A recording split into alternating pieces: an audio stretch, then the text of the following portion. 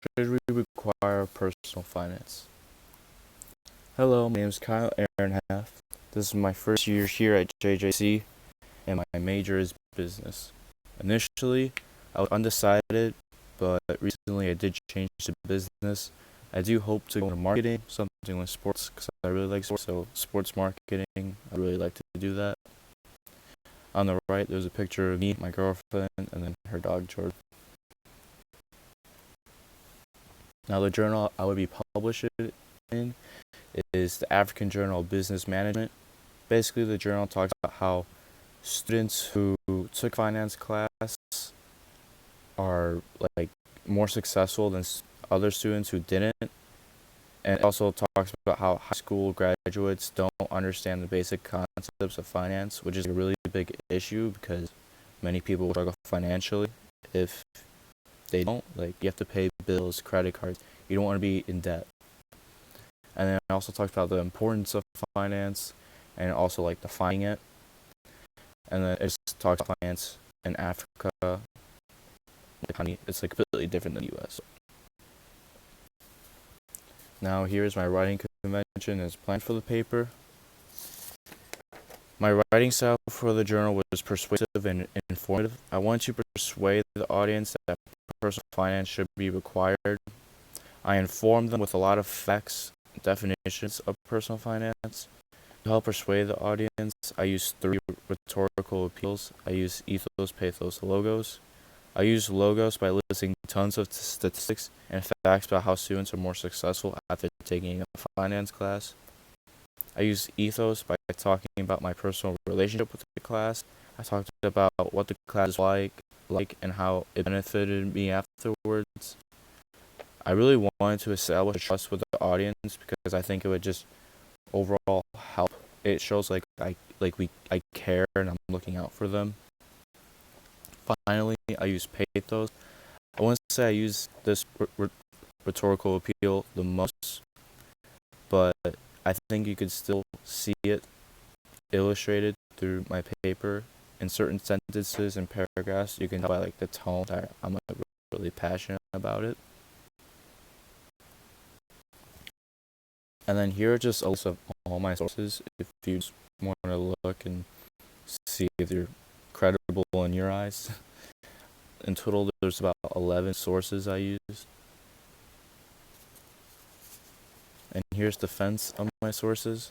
So basically all my sources fall under these 3 categories. Basically like statistics of struggling Americans, the success rate of students, and just more about both of them. And then sources were all about reason why students drop out of high school, and then finding personal finance. I'll go into heavy detail about all of them. All the sources I use in my journal are from scholarly sources and from credible reporters. For example, one source I use is from Sage Journals. Sage Journals is one if not the biggest databases from scholarly sources out there. They contain thousands. Sorry, my dog interrupted. Hi. Okay. Can you move? Where was I? It's one of the biggest databases, if not the biggest out there. They contain thousands of different academic journals. Another example is CNBC article I use in my paper. The article is written by Michelle Fox, who is a veteran digital and television journalist. She writes a personal finance for CNBC's Financial Wellness Initiative. Prior to joining CNBC, she spent years on the broadcasting side of business. She also worked at MSNBC, Court TV, and another newscast in New York. She also earned an Emmy Award, so she's really credible and has been in the business for a long time. Now, the main points from my paper, my purpose of it was to show requiring personal finance class will make students and young adults more successful. They'll be more successful by the life lessons they learn. It keeps the students more engaged and want to participate more in school, and it is just statistically proven. Life lessons. One reason I discuss why personal finance should be required is because of the life lessons it teaches. Two life lessons you'll learn are consistency and discipline. In my paper, I mentioned how finance uses discipline and consistency. Just think about it as a diet.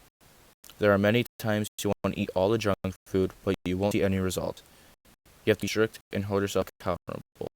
There are times you're going to want to go out and spend money on entertainment and activities. To prioritize your needs over wants. You need money for your bills, food, and etc. You want jewelry and clothes, or to go out with friends. You have to be financially disciplined. Results are only seen if you're consistent with your actions. If you're budgeting, you will save a lot of money saved in your account. Another thing I mentioned is the 12 disciplines. They are essentially just rules you learn from the class. Here are the 12 rules. Know your take-home pay.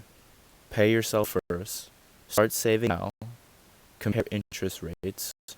The rule 72. Never borrow what you cannot repay. Create a budget. High returns mean high risk. Plan a financial future. Don't expect something for nothing. Your credit past determines your credit future. And also always buy insurance. In a research article written by Financial Educator Council, they did research of students who have taken finance classes. Their results showed students having more positive behavioral changes. The article mentions how they were more disciplined and mature for their age. Now, requiring personal finance classes would keep the students more engaged. First, I talk about the students, like reasons why they drop out of high school or school in general. After researching, people would drop out because they were either failing, had issues outside of school, missed too many days, or they were just uninterested and bored of school. You may ask, why are students bored? Well, many students believe that they will never use material taught in school in real life. For example, I'm sure you heard someone say, when am I ever going to need Shakespeare in my life? The things you learn in personal finance, you will utilize for the rest of your life. Personal finance will keep students more engaged because they know they'll use the material in real life. Keeping the students engaged would ultimately lower the dropout rate. And finally, in my paper, personal finance would actually make students more successful because it's statistically proven. First, I give background knowledge showing how Americans are struggling financially. For instance, 78% of Americans are living their lives paycheck to paycheck. 37% don't even have an emergency fund. So, say if a person gets in a car accident, and they don't have insurance, they will be even more in debt.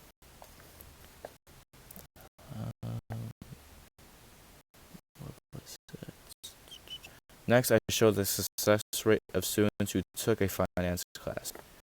For example, a research study done by Ramsey Solutions found that nearly 2 out of 3 high school students who had taken a personal finance course reported that they were already earning an average of $3,000 a year. A high majority of the same group said they were in the habit of creating monthly budgets for their money, and 20% already owned a car and paid for them themselves. That is just incredible. Paying your car off takes a lot of time, effort, just a lot of hard work. As you can see, the students were found to be more successful after taking a finance class. I'm not quite done yet. In America, only 6 states require schools to teach personal finance class.